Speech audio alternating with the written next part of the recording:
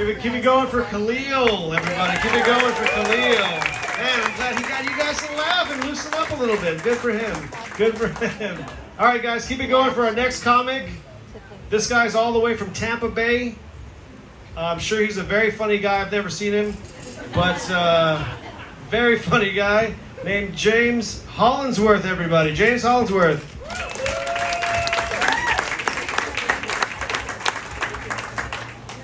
Thank you. Thank you for that. That was a little further from the pace. Okay.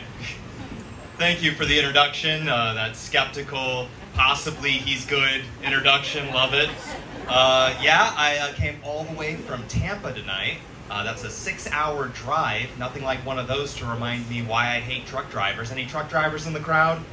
Yeah, we got one. Awesome. Unafraid. I love it.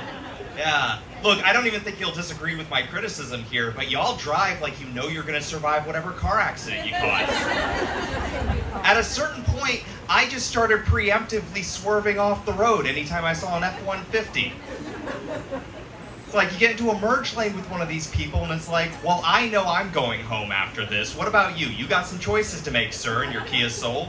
I remember when trucks used to be used to haul things. Now, it's just they carry like a person's entire political identity. Yeah, like anytime I get cut off by a truck now, I gotta see like 2 huge Confederate flags just hoisted in the back. There's like a bunch of InfoWar bumper stickers, sometimes a Punisher skull. I actually stopped supporting the Second Amendment because one of these guys cut me off. Saddest day of my life. I'd give all my guns to Goodwill. I shouldn't come down too hard on truck drivers though, because they'll actually help you if you're in trouble, right? If your car's stuck in a ditch, a truck driver's gonna be there for you. If you need help moving, a truck driver friend, he's got your back. If I were to call my left-leaning friends to help me, all that would happen is they'd show up the day of and then immediately unionize. Yeah. Hey guys, I'll give you a pizza if you help me move. We want a living wage. Lame. Not a friend. You know who I really hate? 2-seater sports car guys. Yeah, those people spent more money on a car just to exclude people.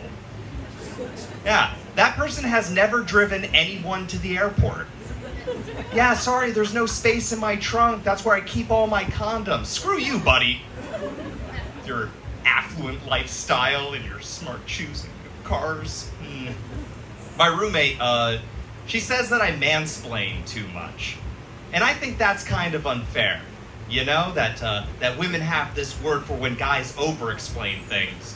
But guys don't have a word for when women don't explain obvious concepts and then get mad at me when I don't know the very obvious concept.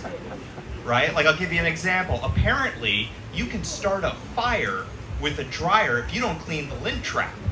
Well, I didn't know that.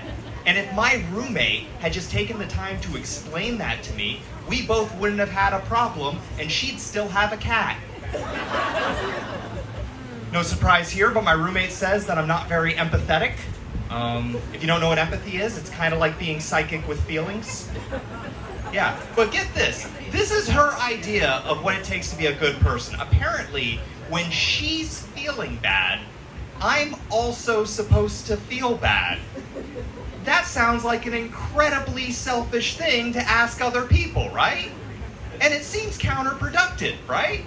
If you're feeling bad, we shouldn't be trying to get me down here with you, where everything sucks for everyone. We should be trying to work on moving you up here with me at neutral, where we both don't care that your cat is dead, right? Like, that's progress, people. So I was arguing with her the other day about stuck porn. Anyone a fan? Anyone watch stuck porn? Okay, no one told on themselves. It's a lot more fun. Truck guy was a team player. He told on himself. Y'all are a bunch of liars. But just in case you're all innocent little lambs and angels, you know, I'll explain it to you. Stuck porn is that scenario in pornography where a woman is doing something around the house, she gets stuck in something like an end table or a washing machine, and then when she calls for help, a man shows up, and instead of helping her, he just sort of starts banging her. And she's not angry.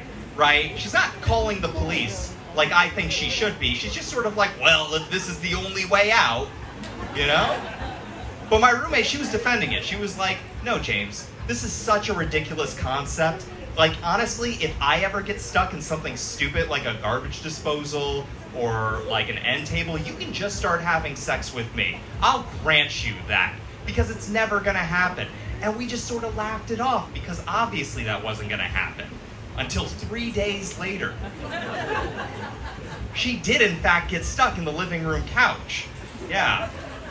Right between the cushions where I had set the bear trap. Yeah.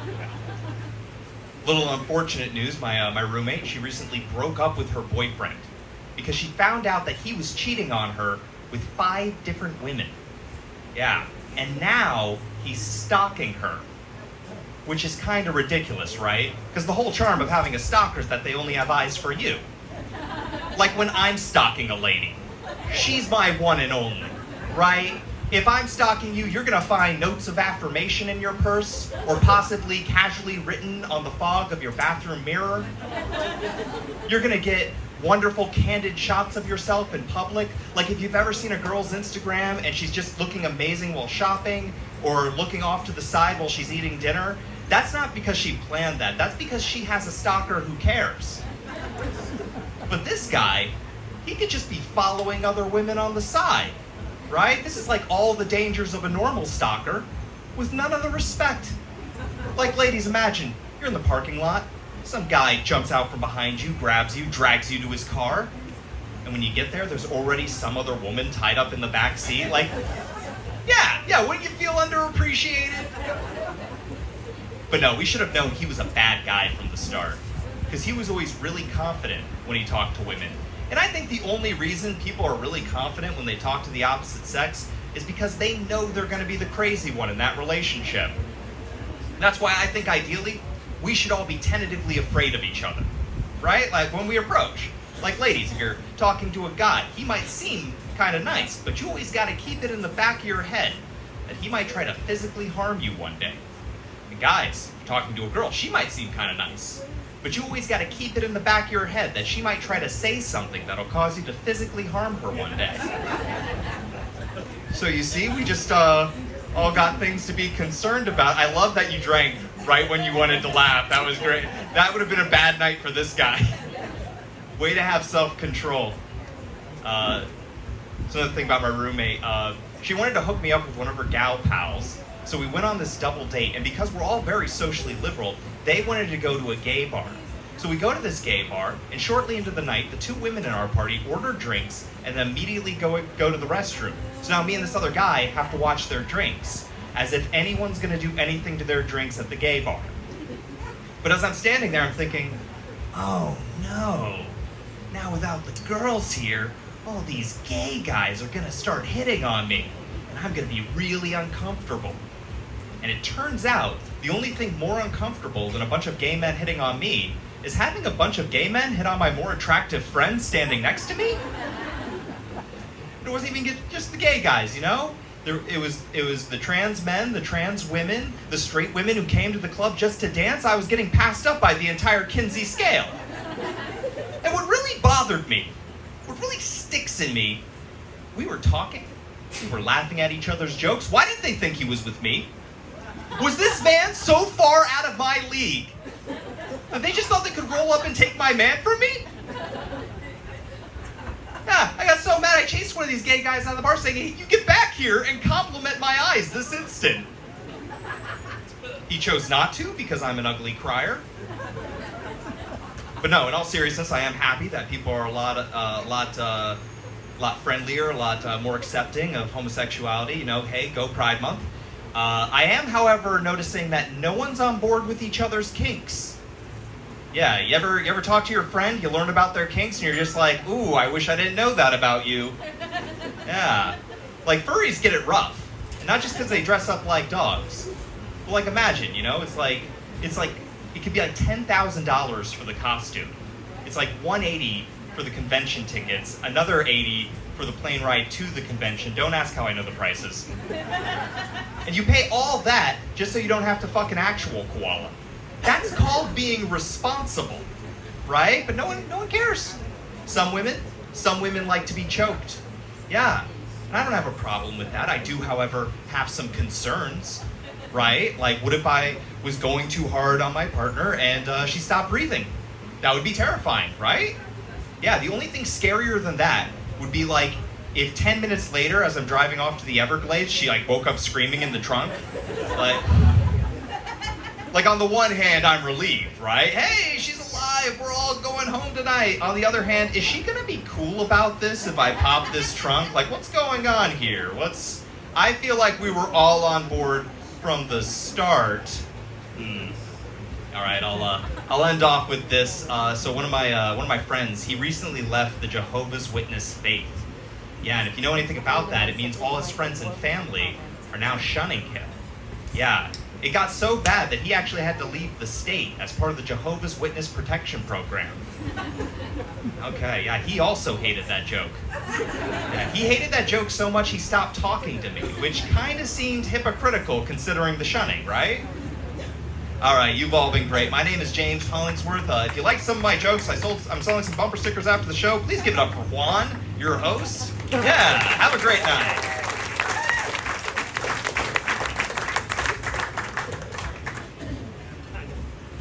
Give it up for James, everybody. James. Man, I hope you guys are having a good time tonight.